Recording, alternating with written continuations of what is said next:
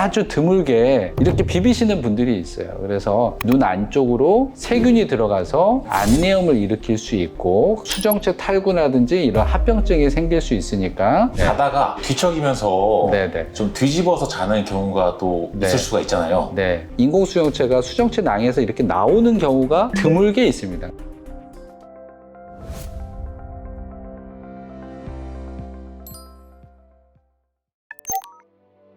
안녕하세요. 강남 에이스안과 신경훈 원장입니다. 12월 연말입니다. 많은 분들이 송년회도 준비하시고 계실 테고 정말 바쁜 하루를 보내고 있는데요. 환자분들한테 백내장 수술 이후에 주의사항 등을 저희가 항상 말씀드리고 있지만 이 자리를 빌어서 다시 한번 말씀드리려고 합니다.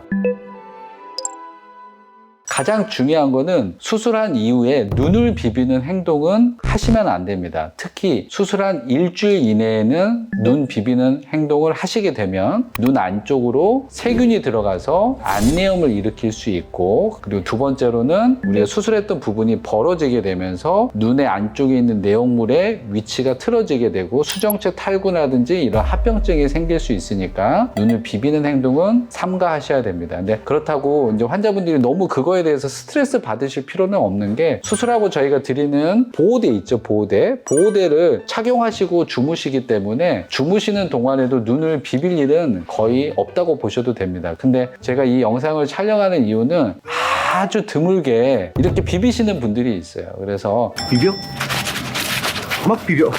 그런 분들을 위해서 말씀드리는 건데, 수술하고 일주일 이내에는 눈 비비는 행동을 절대 하시면 안 된다는 거 말씀드리고요. 그 눈 비비는 거는 말씀 주셔서 알겠는데 네. 자다가 뒤척이면서 네네. 좀 뒤집어서 자는 경우가 또 네. 있을 수가 있잖아요. 네, 이제 환자분들이 허리가 아프다든지 해서 돌아 누워야 되는 환자분들이 있습니다. 근데 우리가 이제 수술한 이후에 가급적 천장을 보고 누우시라고 하는데, 사실 엎드린다든지 했을 때 인공수정체가 수정체 낭에서 이렇게 나오는 경우가 드물게 있습니다. 근데 상당히 드물고요. 보통 수정체 낭이 인공수정체를 제대로 잡아주지 못하는 경우, 수술에 있어서 테크닉이 부족해서 인공수정체가 나올 수는 있죠. 가능한 한 천장을 보고 주무시면 좋은데, 대부분의 경우에는 수술이 잘 됐기 때문에 약간 뒤척이는 정도는 별 문제가 없으니까 너무 요것 때문에 잠도 못 주무시고 하시지 마시라고 말씀을 드리죠. 이제 눈 비비지 말기, 이거 말고 또 어떤 게 있을까요? 이제 우리가 안약을 넣으라고 드리게 되는데, 보통은 한 달에서 두 달 정도는 사용을 해야 됩니다. 물론 수술이 잘 되고 별 문제가 없는 경우에 안약을 안 쓰더라도 저절로 회복되는 경우가 많습니다. 그런데 우리가 드물게 눈에 염증 반응이 생긴다든지 인공수정체가 내 몸 안에 있으면서 내 몸에서 면역 반응이 저절로 일어나거든요. 근데 이런 면역 반응이 심하게 일어나는 경우에는 약으로 꼭 조절을 해줘야 됩니다. 그래서 안약을 쓰는 기간을 한 달에서 두 달 정도는 지켜줘야 된다는 거죠. 아주 드물게 안 넣으시는 분들도 있어요. 안 넣는다고 무조건 문제가 생기는 건 아니지만, 안 넣었을 때 큰 문제가 생기니까 가급적 넣는 게 좋은 거죠.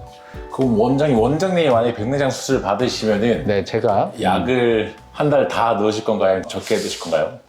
사실은 저도 몇 달 전에 병원에서 약을 처방받은 적이 있었어요. 그때 그 약이 약간 소염제였는데, 제 의학적 상식선에서는 이 소염제를 안 먹어도 될 거라고 생각하고 안 먹고 병원에 갔는데, 선생님이 물어보시더라고요. 먹었냐고. 그래서 좀 귀찮고 해서 안 먹었습니다. 그랬더니 의사들이 더합니다 라고 하면서 저한테 막 뭐라 하시더라고요. 사실 수술이라는 거는 좀 무섭잖아요. 저 역시도 마찬가지이기 때문에 생길 수 있는 문제가 드물지만 생길 수 있으니까 저도 겁이 나서 안약을 잘 넣을 것 같습니다. 한 달 정도는 넣으셔야 돼요. 근데 이거가 안약을 너무 강박적으로 하실 필요는 없어요. 한 번 정도 빼먹어도 돼요. 안약 넣는 게 너무 귀찮고 스트레스니까 1주, 2주 넣다가 힘들어서 아예 안 넣어버리시는 경우가 있는데, 차라리 그러지 마시고 한 번 깜빡해도 된다, 요 정도 생각하시면서 하루에 3-4번 정도 넣으시고 한두 달 정도는 넣으신다고 편하게 생각하시면 됩니다. 그럼 원장님, 이제 안약 말고 혹시 다른 주의사항 또 어떤 게 있을까요? 또 한 가지는 병원에 오시라는 날짜를 좀 지켜주시는 게 좋아요. 근데 아까도 말씀드렸듯이 우리가 병원에 오시라는 게 꼭 문제가 있어서 병원에 오시라는 건 아니고요. 문제가 있을 수 있으니까 사전에 그거를 찾아내려고 병원에 오시라고 하는 거거든요. 물론 수술하고 나서 1년 후에 왔는데 멀쩡하신 분들도 있어요. 근데 의사들은 간혹 염증이 생기는 경우가 있으니까 이 환자분들을 찾아내기 위해서 병원에 오라고 하는 거죠.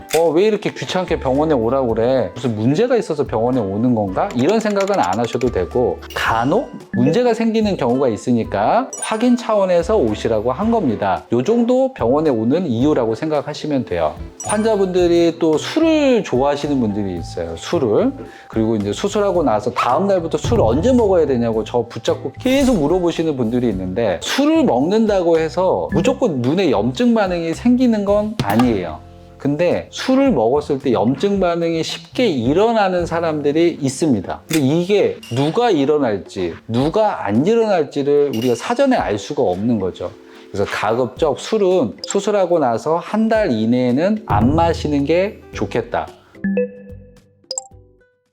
수술하기 전에 상담과 검사, 그리고 수술 과정 아주 중요하죠. 그리고 수술한 이후에도 관리가 수술 전만큼 매우 중요합니다. 그래서 저도 환자분한테 사실 어떻게 생각하면 저보다 한참 연세가 많으신 분들한테 잔소리 한다는 게 좀 죄송하기도 하지만, 또 의사가 또 해야 될 역할이 있기 때문에 눈 비비지 마시고 항상 손 깨끗하게 하시고 술은 가급적 좀 자제하시는 게 좋겠다. 그리고 병원에 정해진 날짜에 잘 오시고 안약 넣는 거는 너무 스트레스 받지는 마시되 적절하게 잘 넣으시면 좋겠다. 그래서 우리가 수술하기 전에 제가 해드릴 수 있는 모든 걸 다 해드릴 거예요. 그리고 수술한 이후에 환자분의 결과가 좋아야 저 역시도 행복해질 수 있기 때문에 환자분들 역시 본인이 지켜야 될 수칙들은 꼭 잘 지켜주셨으면 좋겠습니다. 고맙습니다.